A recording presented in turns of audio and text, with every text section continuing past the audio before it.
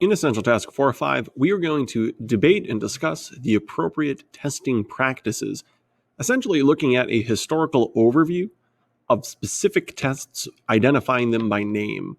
I recommend a vertical concept map for this one. We are looking at the 5 boxes that you see, 3 under early intelligence testing, and then 2 under modern. I will return back to the task text, allowing you to copy down the portion in yellow before continuing into the concept map. This is actually the final concept map related specifically to intelligence and intelligence testing. In this concept map, we are going to look at some of the early concepts related to IQ, including the first time IQ was ever originally identified, and then eventually talking about some of the modern tests that exist that tried to evaluate IQ, amongst other things. The first early concept is one that we call mental age. Alfred Binet gets a contributing psychologist, small letter C. Binet identified a list of what he called benchmarks, certain skills or questions that children should be able to answer at varying ages. So, for example, there were benchmarks at the age of 3 and 4 and 5. And if students were able to complete those tasks, they would be on target for their age, on pace for their age. If students, for one reason or another, were unable to answer a collection of questions for their age benchmarks, they would be behind. Now, if you ask Binet, the only purpose of doing this was to try and help teachers predict performance, create curriculum that was consistent with what children should be able to do at various ages, not necessarily to label. Really, at the end of the day, his hope was so that teachers could develop curriculum for students that are 8 that would be appropriate for 8-year-olds. Unfortunately, the direction of intelligence, certainly in the aftermath of this, when we start to use the term IQ, would ultimately lead intelligence into a direction that was contrary to what Binet ultimately hoped. Now, of course, there is quite a bit of labeling. We actually have terms like gifted and intellectual disability. But nevertheless, we'll still look at what Binet offered, at least in its original form. Take a look here. This is an original snapshot, an original screenshot of Binet's mental ages. And you would notice here at the bottom, 6, 5, and 4. I'll take a look just at that 6-year-old one. At least according to Binet, a 6-year-old should be able to identify if it's morning or afternoon. They should be able to define fork, table, chair, horse, and mama. They should be able to put keys on a chair, shut the door, bring a box over. So in that case, it's a little bit more behavioral as opposed to necessarily cognitive. They should be able to use their right hand and left ear. They should make evaluations in terms of what's prettier. They should be able to look at pictures. I mean, they should be able to exhibit all of these skills. And if you can go backwards, we can go all the way back even to the age of 3. Children should be able to point to various aspects of their face. They should be able to repeat phrases. As you can see, what a 3-year-old is expected to do and what a 6-year-old is expected to do is quite profound, quite different. In theory, a 9-year-old should be able to do what their mental age 9 benchmarks indicate. That would mean they're on pace when their chronological age and their mental age lined up. You would be considered behind if your mental age and chronological age differed, as that example there on the bottom right indicates. And in theory, Binet would hope that a child in that case would just simply get more assistance, not that that child would be labeled or judged for any of their inabilities or any of the questions in which they've incorrectly addressed. But nevertheless, we'll take what Binet worked on and continue onward to see where intelligence went. And the next is the concept of IQ. So we're in the second box within that column on the left. Unfortunately for Binet, people very quickly took his concept of mental age and turned it into a way of evaluating intelligence, which brings us IQ, which stands for intelligent quotient. I need to stress, the calculation on the screen is outdated. That's why I wrote the word outdated, all caps, giant letters. We no longer evaluate and calculate IQ in this manner. IQ is now calculated as a result of an IQ test. However, the average of 100 has remained the same, meaning a 100 using the old IQ calculation means the same thing as a 100 today. Just how you get there is very different. The old, outdated calculation would take your mental age and divide it by your chronological age, and then it would multiply by 100. So let's take a look here. Let's say you're 9 years old and your mental age is 9. So your mental age is 9, your chronological age. 9 over 9 is 1, times 100, Your IQ is 100. Let's say, however, your mental age is 10 and your chronological age is 5. So it's a pretty significant difference between the two.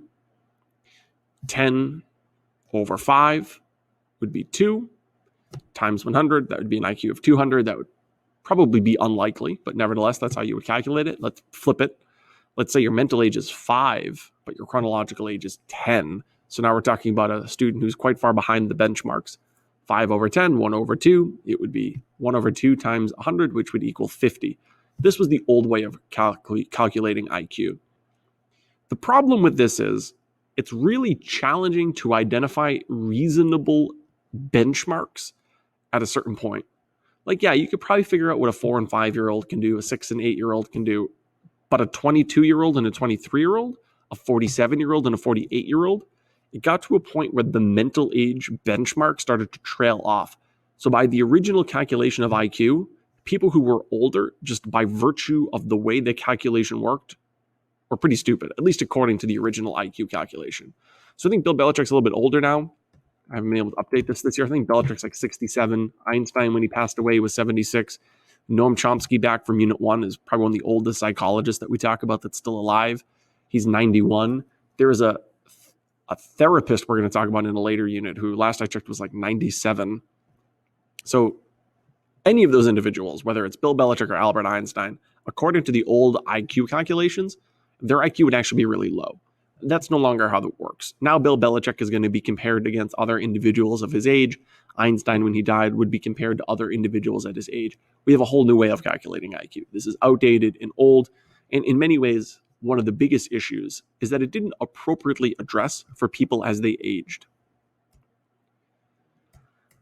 One sort of unfortunate reality of discussing IQ in this manner, and if Alfred Binet knew this was the direction that intelligence testing would go as a result of his mental age concept, he might not have ever published his work, and that's the eugenics movement.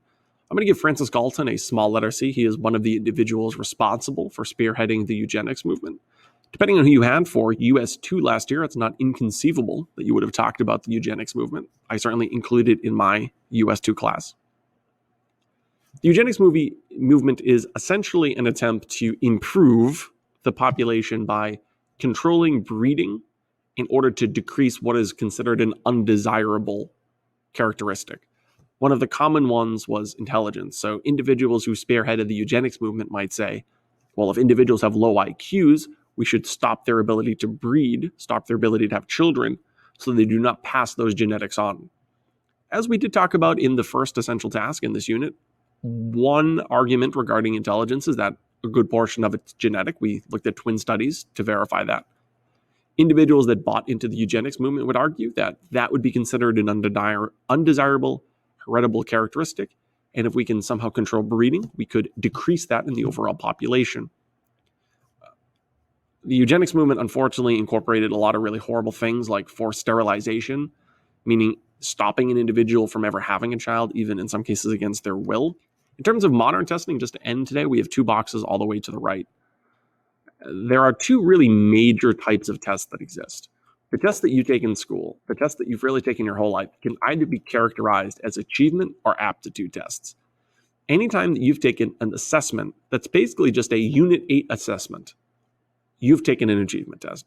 It's a test of what you've learned over the course of your time in school and studying and doing homework. Have you learned Unit 8? The AP exam that you take at the end of the year is an achievement test. The MCAT in biology is an achievement test. Anytime that you take a vocabulary test, anytime that you take a quiz in math, chances are you're taking an achievement test. It's by far the most common type of assessment that you've taken. Pilots trying to pass their license exam on that final test before they get their license are taking a pilot license exam. That is an achievement test. Do they know how to fly right now?